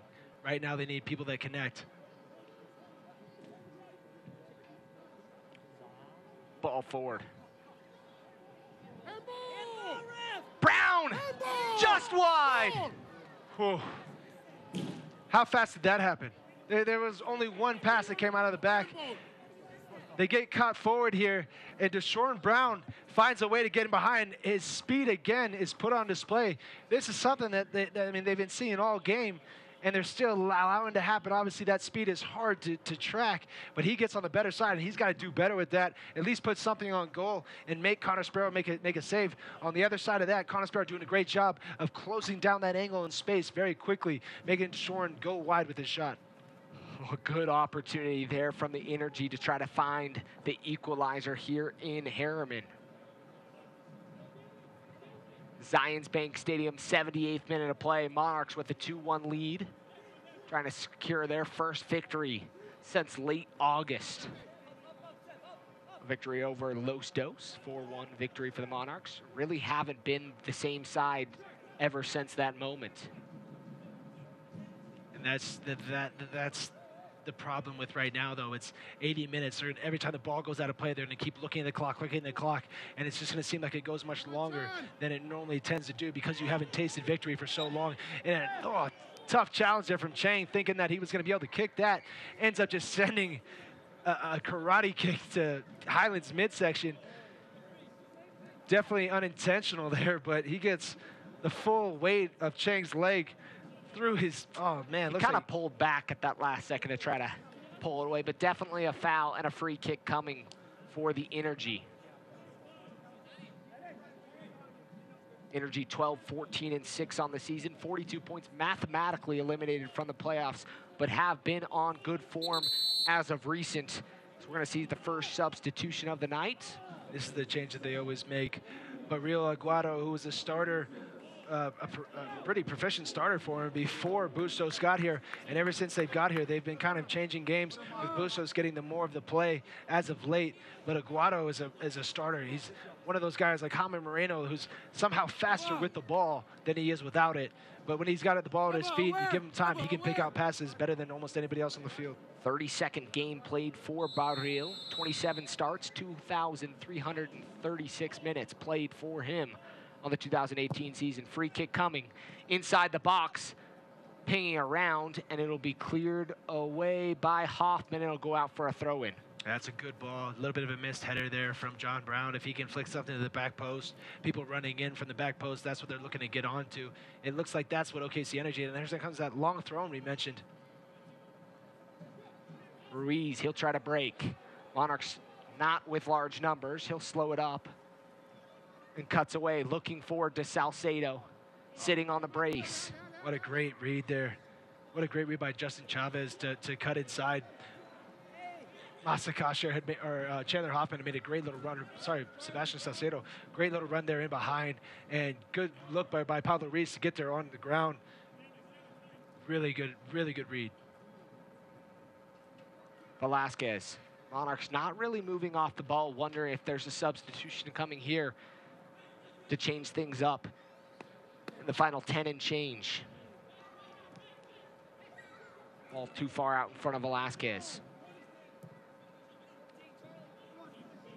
Brown looking for it at his feet. The ball was up over his head. Akomu will collect. It's good to see that Akomu could come back from those cramps, something I could never do once I started getting them. So, just a little bit of water, a little bit of stretch, and he's okay. He's been good since he went down about 10 minutes ago. Voting for September's USL Player of the Month, Goal of the Month, and Save of the Month begin on Thursday afternoon and will run throughout the weekend. Have your say on which player should take home the awards for the week, or excuse me, for the month. Sparrow, a name we've called a whole ton tonight, really was involved in that first goal, and that was the biggest moment of his night, catching the Energy player and giving up a PK.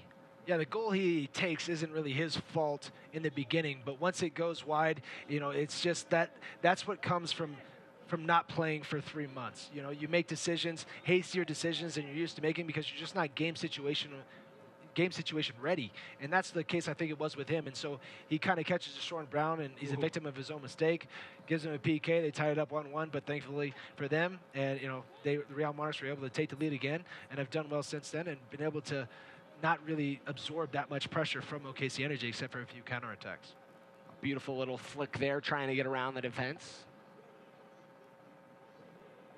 by Dixon. Kept in. It looked like a handball, but it'll be a corner kick given. As I say that, it looks like Okoma, yep, is back down with cramps. This looks like the time where you bring Conrad Plew in. If I see a player go down a second time with cramps, I don't really want to chance that I don't really want to chance that he might have to face another breakaway from Deshaun Brown or an Alex Dixon and be able to keep up with them. And if he does, then he's going to have to, you know, he's going to go down. He's going to be through with Connor Sparrow.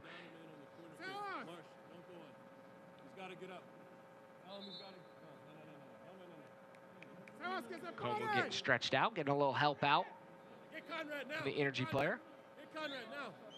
Conrad Plua getting his call up. Well, this is, you know, like a part of the gamesmanship. As much as you don't want to say it exists, it absolutely exists in professional soccer and all professional sports. You take advantages where you can. Okuma's going down. You know the referee is going to ask him to step off the field to this side, but he needs an immediate substitution. Plua needs to get in because this is a very vital set piece here for the OKC Energy and for the Monarchs. Imagine they're going to allow that substitution to come. He's put in a great shift. He really hasn't done too much wrong. A little bit, you know, kind of being a little bit wrong positionally, you know, that's stuff that can be corrected, and that's stuff that he didn't really pay the price for tonight. So, with that said, the coaching staff will look at future stuff going forward. Corner kick coming. I'm sorry, I want to finish my point. They look at future stuff going forward, and those are little things that they can tweak. Getting the win is the only thing that matters now, though, for the Real Monarchs. Right-footed ball, swung in. Perfect. Just in front of the spots. Headed wide, and it'll be a goal kick for the Monarchs. And the veteran, Atiba Harris, getting up there. Quick outlet for Bofo. Bofo is going to try to go forward. Velasquez just in front of him. Not too many options, though. He'll slow it up back to Pablo Ruiz just at the midfield stripe.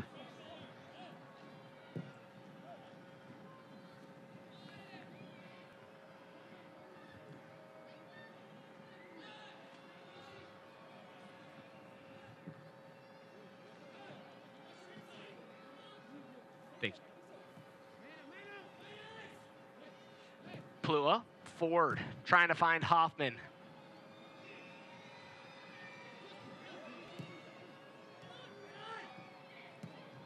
Dixon, ooh, nice little touch and a meg there. Good little piece of skill from him. And oh, Charlie Adams almost getting that one, but now they're a little bit exposed and stretched. Sparrow off his line again, does a good job this time to get all ball. Timing was better on that one. He wasn't facing a speedy Deshaun Brown, but rather a John Brown that's been running for 80 minutes, luckily for him. So good ball there. Like you said, Charlie Adams steps and they get a little bit stretched. Need to really get thinner as that goes forward. Now we have Sebastian Velasquez picking forward, though. Velasquez gets it back from Chang, ping-pongs between his feet. Almost looked like a replay of the goal, almost, to be fair.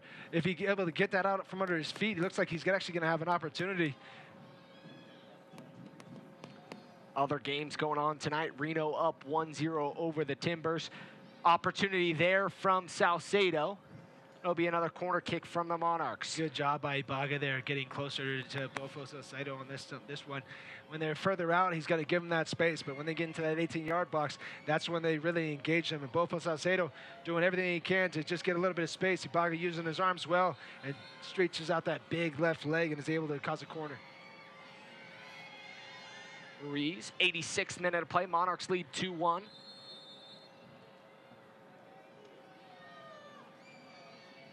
Ruiz with the service. Salcedo tries to get there. It'll be a goal kick. Last touch on Salcedo. Reno leading the Timbers 1-0 in the 41st minute of play. Seattle Sounders 2 up 2-1 over Los Dos in the 40th. And still scoreless in the 12th minute of play between Sacramento and Swope Park Rangers. An important match that has implications with the Monarchs. This is when it gets tough. You're tired. It's the 86th minute. Great touch there from Baril. Puts it wide, was hoping Rasmussen was moving forward, but a good ball there, and the energy pressing forward. Another substitution coming for the Monarchs, their second. Velasquez dances around, tries to find Hoffman, and does so. Great job there by Sebastian Velasquez to get past two players there. That's what he can do for you. Turn and go upfield instead of trying to find a pass that's maybe not there. Then good by Chandler Hoffman, holding it up and completing the play, allowing them to possess the ball and take more time off the clock. Clock's ticking. We're getting late in this one here at Zions Bank Stadium. Monarchs trying to secure all 3 points and break the 7-game winless streak. Boberg to Velasquez. Salcedo with the brace. Trying to see if he can find that hat trick. Really hasn't been as active in this second half taking shots, but that's been the name of the game for the Monarchs, being allowed to possess a little, sit a little deeper, more in the midfield third instead of in the attacking third. Yep. This is exactly what they need. Until right there, they took about 45 seconds to a minute off the clock just possessing it. It's what they need to do. Plua, nice touch to win that one. Chang, good work right there. That's okay. That's a good idea from Moberg. Rather than risk taking a touch there and turning it over, go ahead and get rid of it, play it safe. It's exactly what they need to do to be able to pull out this win. And OKC Energy has to find ways to put balls in behind and make their back forward turn. That's what they've had success with in this last 5 minutes. That's what they need to do more of, and just take chances.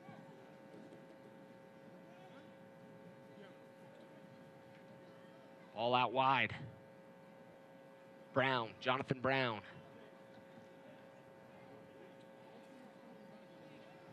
Viaga. Monarchs trying to win away possession. Blake up at the midfield stripe with the 4th official waiting to check into this game.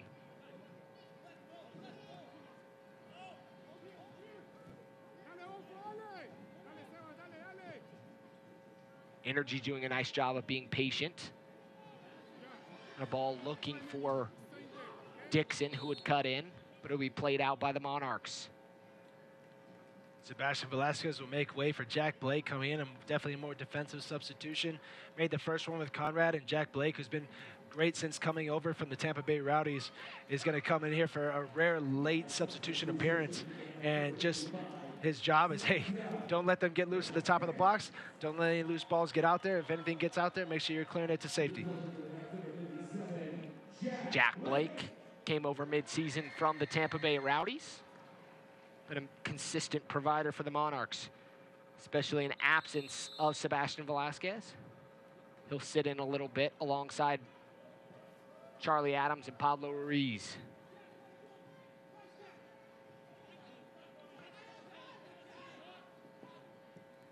Ball inside, clipped in. Flag was up, and Sparrow will smartly keep it at his feet. Kill off a few more seconds.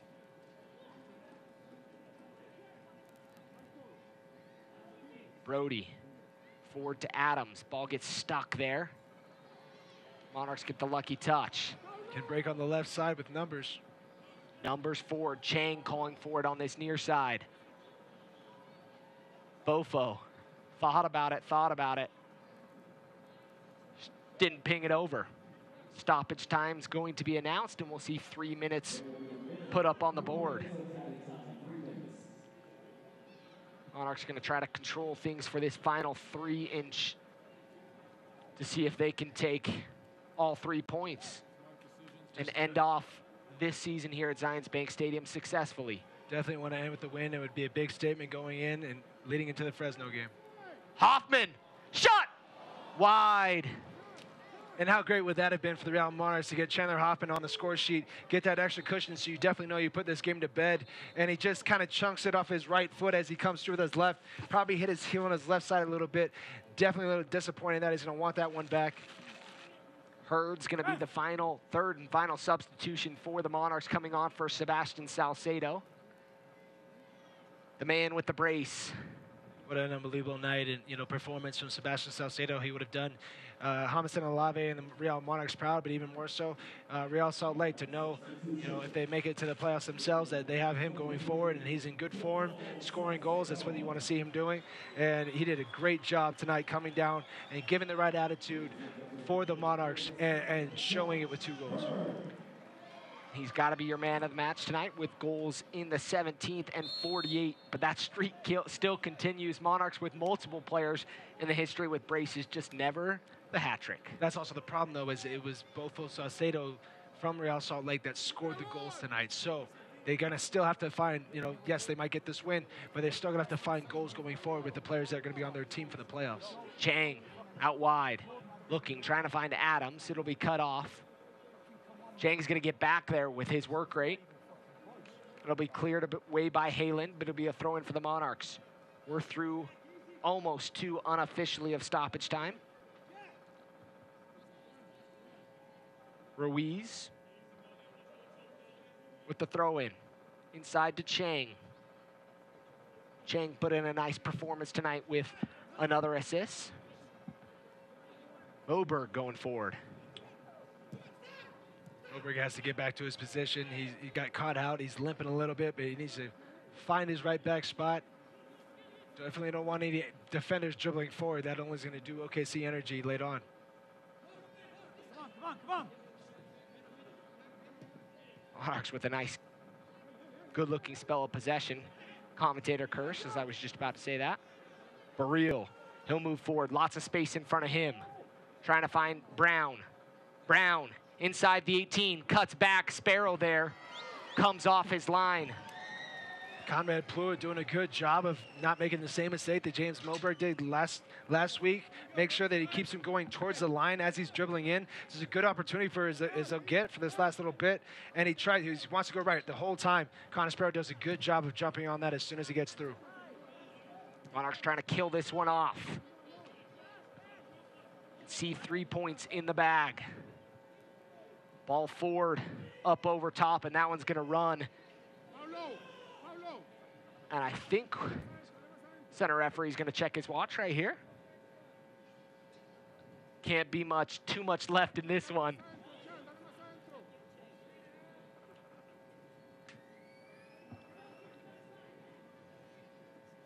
Monarchs going to take all the time necessary.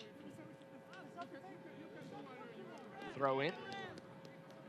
Definitely surpassed the 3 minutes. I don't know why he's adding more, almost a full minute into it. Ball put inside the box. Plua heads it away. Guy goes down inside the box. Center referee waves him up into the 4th of 3 minutes added, unofficially. Coaching staff is losing their lungs as we speak, begging this referee to blow the final whistle. We're going to continue moving forward. Is this the last attack? Sparrow takes it in his hands, and that's all she wrote. The 2018 home regular season finale, and the Monarchs take the 2-1 victory over the Energy. Finally there's a win. It's been so long since they tasted victory, almost 2 whole months, and it comes off the foot of Sebastian Salcedo, who did an unbelievable job tonight, gifting 2 goals to the Real Monarchs, 2 very special goals too. 2 well-worked team goals. One came off a set piece, the other one came off the flow of play, a great little counter that ended up in a great team goal. So there will be questions have been answered, but there's still questions that remain to be answered. Like I said, the person that scored the goals wasn't a guy that's going to be on your team going into the playoffs. We need to find somebody that's going to get some goals going forward. Sebastian Velasquez, Chandler Hoffman would have been great if he got that one at the end of the game. OKC Energy, you could tell they're a little bit deflated. Maybe that Vegas hangover hit them a little bit, and now it's kind of getting to that point where, they're out of it. Might as well go have some fun. This game doesn't really mean a whole lot. They definitely could have played spoiler here a little bit, but this is good for the Monarchs trying to attain that 4th position. Excuse me, one of the big things for the Monarchs is that they were able to take care of business. No matter who scored, no matter what happened, they walked away with 3 points. And that was big because that's something they haven't been able to do since late August.